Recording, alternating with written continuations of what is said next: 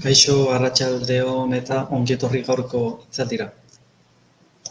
Gaurkoan interneten bilaketak egiteko gomendio batzuk aipatuko ditugu, bale? Azkenean gaur egun kasu askotan ez dugu guk eskuz egiten, bale? Adimen artifizialak erabiltzen ditugu informazioa lortzeko, bale? Baina guk eskuz egin baldin badugu bilaketa hori, bilaketa hauek egiteko gomendio batzuk edo aipatuko ditugu. Orduan, gaur egun azkenean interneteko munduan informazioa edo zer gaien inguruan bertan daukagu, bale?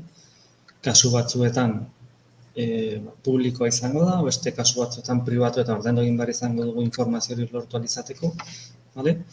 Baina azkenean interneten izango dugu edozer gauzatako informazio, bale? Eta gauza da informazio hori nola lortu, nola bilatu, bale? Denbora askora izan ezkero, ordu asko pasaitzazkegu informazioa bilatzen, datua kontrastatzen, eta bale, logikoan izango litzateke, bilatzen ari garen informazio hori lehen topatzea, bale? Denbora aurreztu ahal izateko, eta gero aurrezten dugun denborari beste bilaketa edo beste zer gauza egiteko erabili dezakegu, bale? Beraz, sarrera moduan, bale? Bizi garen aro digitalean, interneten bilaketa eraginkorrak egiteko trebetasuna funtsezko konpetentzia bihurtu da. Sarrendagoen informazio kopuru zabala izugarria izan daiteke guretzat. Horregatik, funtsezkoa da bilaketa teknikoa egokiak menderatzea. Informazio garrantzitsua, azkar eta zehatz aurkitu ahal izateko, bale? Beraz, ze aholku edo gomendio eman zazkegu? Hasteko, helburua argi eta garbi izatea, bale? Gure bilaketak hasi aurretik ze informazio bilatzen ari garen eta gure azken helburua zein den argitu behar dugu. Hau da, egin behar dugun bilaketa horrekin ze lortu nahi dugu, bale? Hori argi eduki behar dugu. Hau da, zer bilatu behar dugu? Udan oporretak joateko hotel bat, hiri zehatz batetik beste hiri zehatz batera bidaiatzeko hegazkin bilete bat, adibidez. Museo baten ordutegia, adibidez. Hau da, bilatu nahi dugun informazioa hori, bale? Helburu bezala, oso argi eduki behar dugu, ze azkenean lehen esan dugu, interneten edozein gaietako informazio pila bat daukagu, beraz, ez badiogu argi eta garbi adierazten zer bilatu nahi dugun, edozer gauzatako informazioa lortuko dugu. Eta guk behar dugun edo guk nahi dugun informazioi lortzeko denbora gehiago behar izango dugu sistemak ematen digun informazio guzti hori nolabait oso zabala delako, bale? Beraz, gauz txiki bat guzti horren artean topatzea ez da erraza izaten, bale? Beraz, argi eduki behar da guk bilatu nahi dugun informazio hori, bale? Zer gehiago? Gagoitz edo palabras clave esaten da gaztelerak, bale, edo etiketak kasu batzuetan ere bai, bale? Gakoitz espezifikoak erabiltzen. Bilaketa bat egiterakoan garrantzitsua da gakoitz garrantzitsuak eta espezifikoak erabiltzea emaitza zehatzagak lortzeko. Saihestu termino orokorregiak eta gehitu hitz gehigarriak gure bilaketa fintzen lagunduko digutenak, bale? Hemen, bilaketa egiterakoan sartzen ditugun hitz horiek, bale? Ondo aukeratu behar dira. Zergatik erabiltzen ditugun hitz horiek izan behar direlako sistemak bilatuko dituen hitzak, bale? Guk sartzen dugun testu edo hitz horiek banan-banan bilatuko ditu, interneten zehar dauden webgunetan, eta guk sartu ditugun hitz horiek ez baditu topatzen, ematen edo bueltatuko digun emaitz hori, emaitza gutxiago izango da, ez baditu hitz horiek topatzen. Topatzen baldin baditu, informazioen emaitze kopurua handiago izango da. Beraz, hitzak behar bezala aukeratzea oso garrantzitsua da, bale? Hau praktikarekin lortzen da normalean, ez da zaila, bale? Baina, ez dago zabera 3, 4 edo 5 hitz erabiltzea informazioa bilatzeko, bale? Geroz eta hitz gehiago, geroz eta zehatzagoa da, bale? Eta horrek esan nahi du, sistemak itzuliko digun informazio kopurua normalean txikiagoa izango da, bale? Hitz gutxiago erabiltzen baldin baitugu, normalean emaitzen kopurua handiago izango da, eta horrek suposatzen du, bai informazio gehiago lortu dezakegula, baina informazio guzti horren artean guk nahi duguna topatzea, gehiago kostatuko zaigu, bale? Beraz, aukeratzen ditugun hitzak garrantzitsuak dira eta hitz kopuruak ere bai, bale? Hitzak aukeratzeko momentuan, gomendio bezala, nik egingo nukena da, pentsatu, guk topatu nahi dugun informazio hori, interneten jarri duenak, zein modutan jarri duen, ze hitz erabilitun interneten informazio hori jartzeko, bale? Eta guk hitz horiek erabili beharko ditugu bilatzeko momentuan, bale? Orduan, hemen eskubiko irudian ikusi zazezue guztionekin zer ikusia duzkaten hainbat hitz, bale? SEO, adibidez, internet munduan erabiltzen den teknika o teknologia da, bale? Eta hitzetan oinarrituta dago, bale? Horregatik horre goian klabe, palabras, bale? Terminoiek dauzkagu. Keyword azkenen hori gauz berdina, baina inglesez. Oso garrantzitsua izango da, erabiltzen ditugun hitzak eta hitz kopurua. Ados? Zalantzari baldin bakazue, gogoratu, komentarioan eta laukazue, oraingo zie ikusten ganez ez dezute zalantzarik planteatu, beraz aurrera jarraituko dut. Bilaketak egiteko garaian, badauzkagu, hemen operadoreak bezala jartzen du, operadore bulearrak, eta bilaketa egiteko garaian, gauzak errestu egiten dizkigu zentzu batzuetan. 3 operadore dauzkagu hemen, AND, OR eta NOT. AND izango litzateke euskeraz eta, gauza bat eta bestea. OR izango litzatekela edo, gauza bat edo bestea. Eta NOT, hitzak berak nahiko argi esaten digu, ez izango litzateke euskeraz, Beraz hemen, operadore bulearrak, AND, OR eta NOT hitzak dira. Eta gure bilaketetan terminoa kombinatzea edo aztertzea ahalbidetzen digute.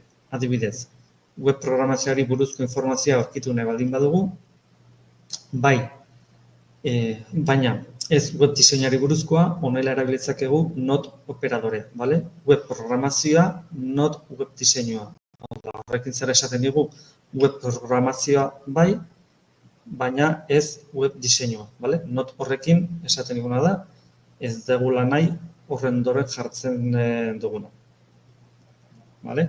Eta besteekin antzekoa izango litzateke. Ante izango litzateke gauza bat eta bestea. Hau da, nik esaten baldin badiot Donosti eta, hau da, AND Bilbo, bilatuko dena da, Donosti eta Bilboko informazioa duen webguneak. Hau da, biak izan barritu. Ez bakarrik bat edo bestea, biak izan behar dut, bai A eta bai B, hau da, Donosti eta Bilbo kasu honetan. Eta erdialdean hori gehituko genioke, Donosti and Bilbo. Hor operadora izango litzateke antzeko zer, baina hor lehen esan dugu gauza bat edo bestea. Oda, kasu horretan, Donosti edo, vale? Oda, hor, Bilbo. Vale? Kasu horretan, edo baten informazio aukita nahiko izango da emaitza bezala heltzeko, edo bestearena, vale? Eta bi ona baldin baduka, ere bai, vale? Baina kasu horretan, bietako bat eukita nahiko izango da emaitza hori nolabait emaitzetan hori kontuan hartzeko, vale? Aurreko kasuan adibidez, kasuan, vale? Kasu horretan derrigorrez bien informazio izan behar dugu, vale? Eta not lehen esan dugu, vale? Not hitzarekin ezeztatu egiten dugu, hau da, erakutsi adibidez beste kasu bat aipatu dezakegu, notetekin,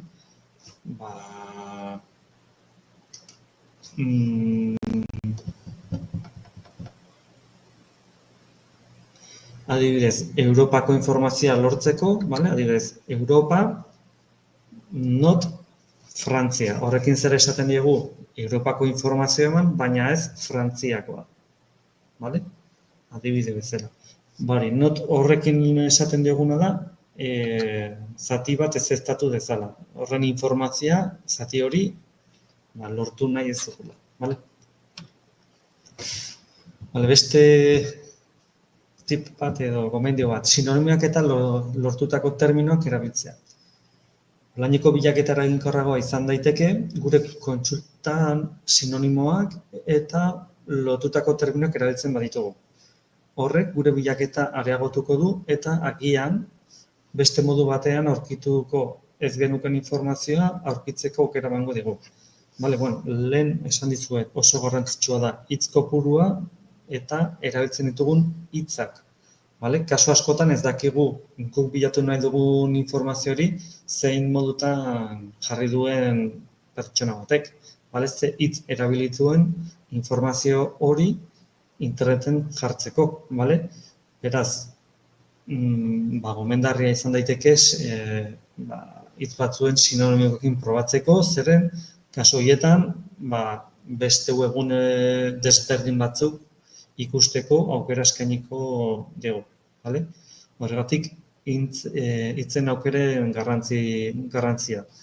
Guk idazteko garaian aukeratzen ditugun hitz horiek oso garrantzitsuak dira, bale? Hitz horiek direlako bilatzen diren hitzak, bale? Edo informazioa. Eta kasu honetan, guk eskuz egiten ditugun bilaketen inguruen ari gara, baina adimen artifizialak erabiltzen baldin baitugu, kasu horretan ahotsez esaten baldin badugu, azkenean gauza bera, bale? Guk adimen artifizial horri pasatzen dizkiogun hitz edo audio hori, bale? Azkenean audioak baldin badira, sistemak automatikoki audio hori hitzetara pasatuko du, bale? Eta ondoren bilaketa egiten du edo eskatzen diogun akzio hori egingo du. Bale? Edozein kasutan beti erabiltzen diren hitzak izango dira informazioa bilatzeko erabiltzen direnak, bale? Beraz, garrantzia handia izango dute.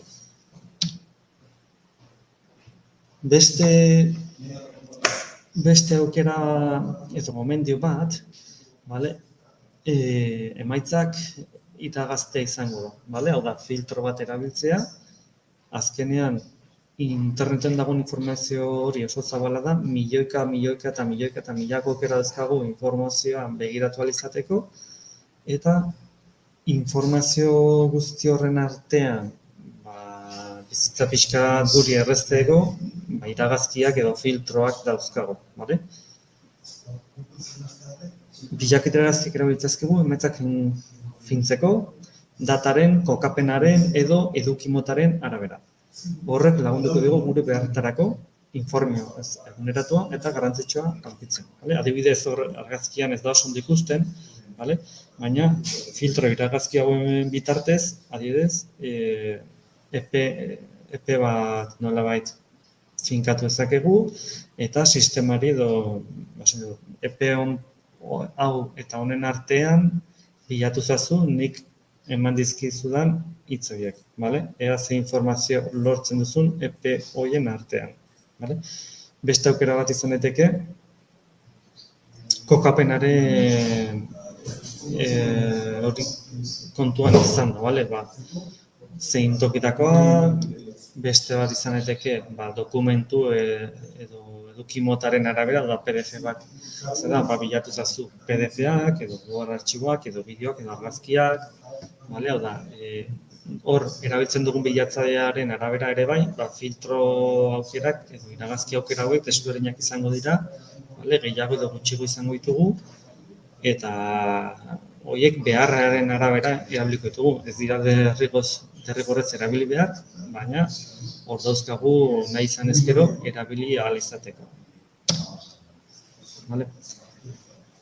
Beste gomendio bat, hainbat informazio iturri arakatzea. Vale?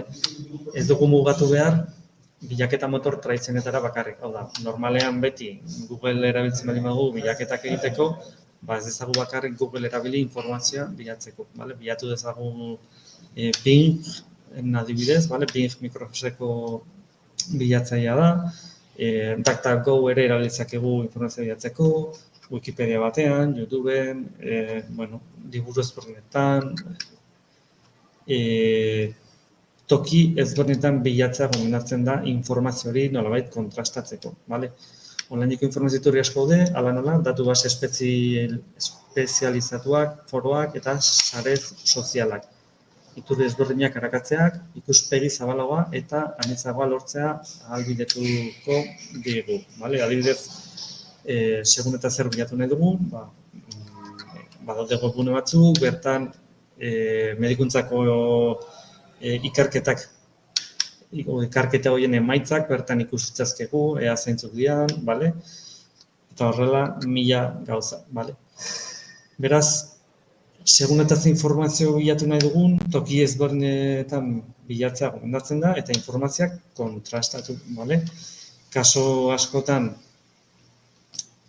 informazioa toki batzuetan ez da 100% fidagarria, eta gaur egun adimen artifizialarekin oraindik gutxiago, berdin dio testu, audio, bideo, argazkiak berdin gaur egun guzti hori adimen artifizialaren bitartez, dana faltsutu daiteke, dana sortu daiteke adimen artifizialaren bitartez, eta informazio fidagarria lortzea, geroz eta zailagoa izaten ari da, zeren betiko komunikabideak ere bai, kasu askotan ikusten ari da, beraiek nolabait notiziak geroz eta lehenago ateratzea da beraientzat helburu garrantzitsuena, eta ez informazioa fidagarria eta kontrastatua izatea. Beraz, kasu askotan ere, betiko medioetaz ere ezin gara 100% fidatu.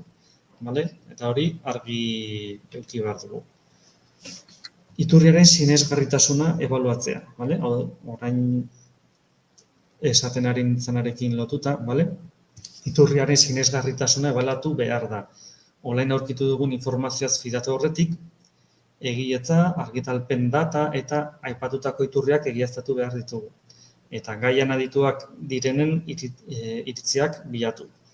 Hau da, telebistan gaur egun, edozein programatan, kolaboradoreak dauzkagu, Horrek esan nahi du espezialistak direla gai batean, kasu batzuetan bai, beste batzuetan ez. Beraz, internetetik lortzen dugun informazioarekin berdin gertatzen da, kasu batzuetan informazio hori espezialista batek jarritako informazioa da, beste kasu batzuetan ez, eta lehen ere esan dizuet, betiko komunikabide ofizialak, telebista irratia eta abar, kasu askotan batez ere interneten eta telebistan geroz eta gehiago ikusten da, betiko komunikabide hauek kasu askotan informazioa kontrastatu gabe ateratzen dute, balio duena edo gehien baloratzen dutena, informazioa geroz eta lehenago ateratzea delako beraien helburua, beraz, berriro errepikatzen dizuet.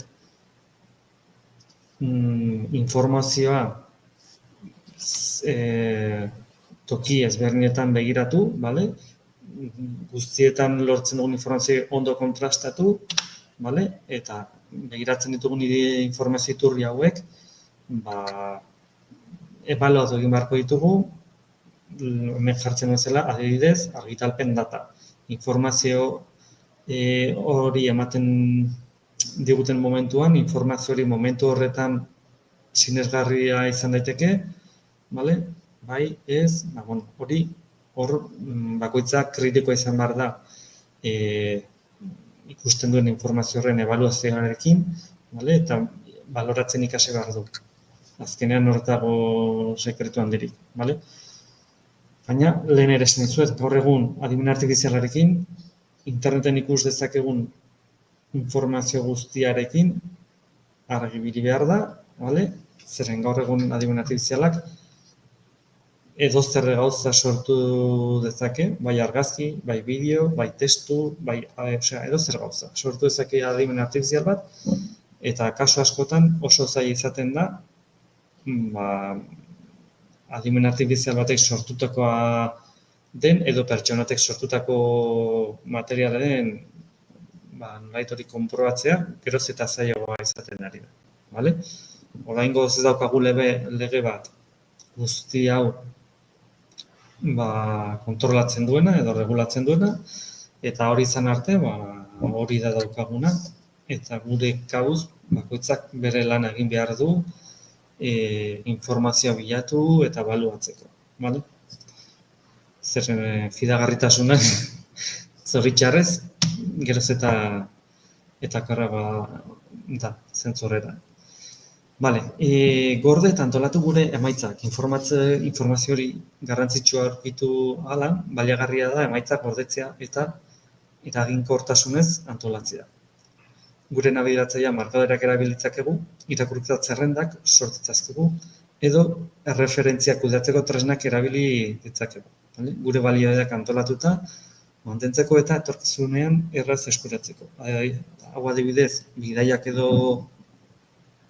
begiratzen ditugunean, gaur egun jende askok adimen artifiziala erabiltzen du, hau egiteko. Adimen artifiziala ere eskatzen diozu. Adimen artifiziala antolatu jazku bidai bat, epe honetan, herrialde honetan, hau, beste hau, eta beste hau bisualizateko, eta zer gauz izan behar ditut kontuan, nahi duen guztia adimen artifiziala eskatzen dio, eta adimen artifizialak egiten dio lana. Baina gure kabuz egiten baldin badugu, toki ezberdinen webguneak begiratuko ditugu, informazioa bilatu izateko, ordutegiak, argazkiak, edozen informazio, hotela, argazkinak, autobusak, eta guzti hori berriro ez bilatzeko, gomendarria da, markadoreak edo favorito bezala webgune horiek gordetzea, edo zen momentutan, klik batekin berriro informaziorik kargatu izateko, eta ez berriro ordu erdi, ordu bete, 2 ordu pasatzeko informazio berdina bilatzen. Horretarako, alde zaurretik bilatu dugun informazio hori, webgune horiek gorde, markadore bezala edo beste edozein sistema erabilita.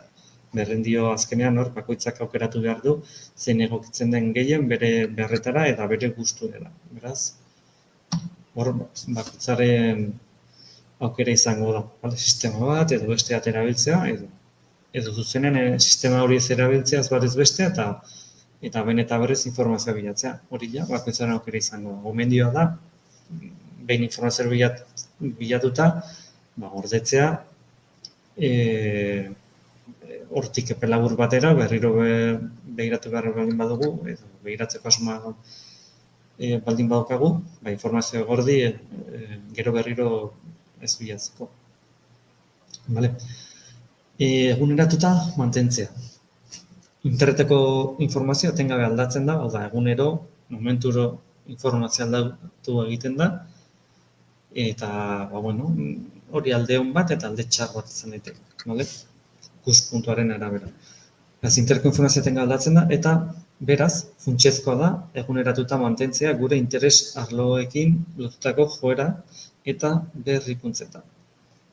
Informazio buletinetan argitzea edo sare sozialetan edituak direnei jarraitzea baliagarri izan daiteke.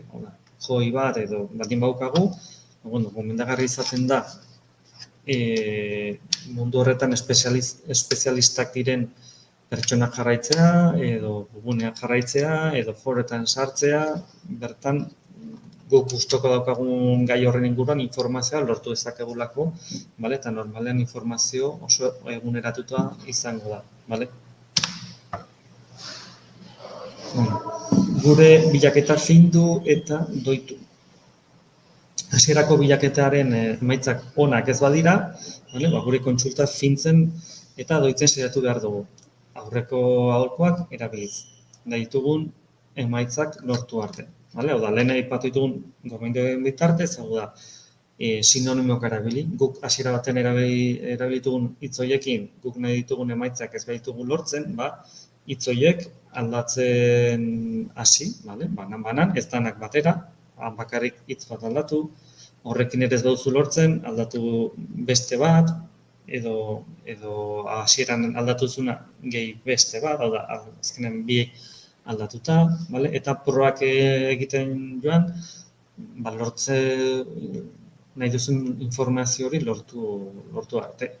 Azkenean, informazio hori lortzeko ez dago bide bakar bat, bide asko daude, eta erabiltzen ditugun hitz kopurua eta hitzak garrantzitsuak dira, baina hitz desberdinek erabili ditzazkegu, guk nahi dugun informazio berdin hori lortu ahal izateko. Beraz, horrekin ere ez da obsesionatu behar. Gehien bat praktik izango da, guk nahi dugun informazio lortu ahal izateko, segun eta ze gaien inguruan ari garen informazioa bilatzen, konturatuko zarete, hitz batzuk, beste batzuk, baino gomendagarriak izango direla, guk nahi dugun informazio hori lortu ahal izateko. Labur bilduz, internet bilatzeko trebetasun sendoak eskuratzeak gure denbora optimizatzeaz gain eta behar dugun azkar pitzeaz gain, informazio fidagarria eta engainagarria bereiztea ahalbidetzen digu. Beraz, funtsezkoa da gure online bilaketa trebetasunak hobetzeko denbora eskaintzea. Informazio digitalaren ozeano zabala eraginkortasunez nabigatzeko. Adibidez, segun eta informazio lortu nahi dugun, gomendio bezala da, bilatu zazue iturri ofizialak. Adibidez, herrialde oso kritikoak direnean eta bertara bilatu nahi dugunean, Afrikako ezin herrialde askotan gerratan edo den herrialde hauetan nahi dez, nun bilatu zakegu herrialde horretara bidaiatza gomendagarria naiz, hasteko, enbajadako webgunea begiratu, enbajadan zer komentatzen diguten.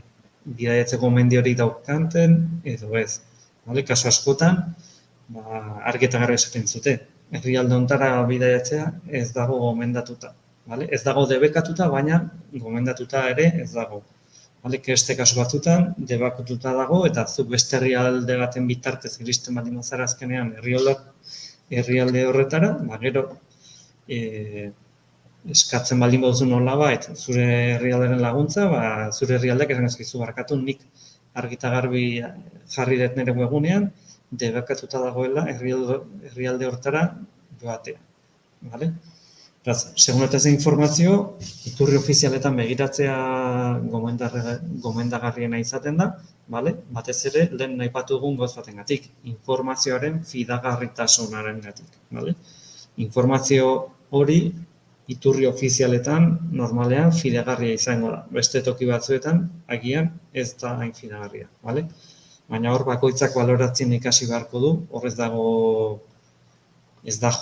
magiarik, kasu batzuetan gauza funtzionatuko du, beste kasu batzuetan beste gauza bat, baina ez dago uneko eunen kasu guztietan funtzionatzen duen estrategia bat ez dago. Beraz, hori ere argi esan behar da. Mila esker, eskerrik asko gaurkoan hemen gurekin egotagatik.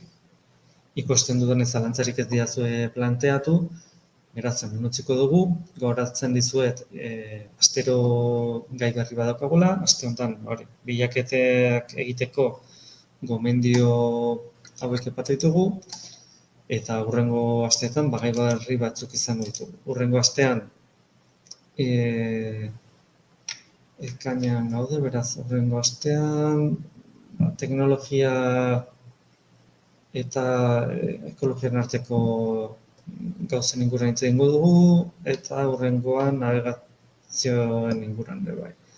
Bale, bueno, Kazetaguneko webgunen dauzkazue, astero izaten ditugun hitzaldi guzti hauek, ze gai landu behar diran, eta zalantzak izan ezkero, bertan begiratu ditzazkezue, zeintzuk izango diren landuko diren gaiak. Mila esker eta hurrengora arte. Agur!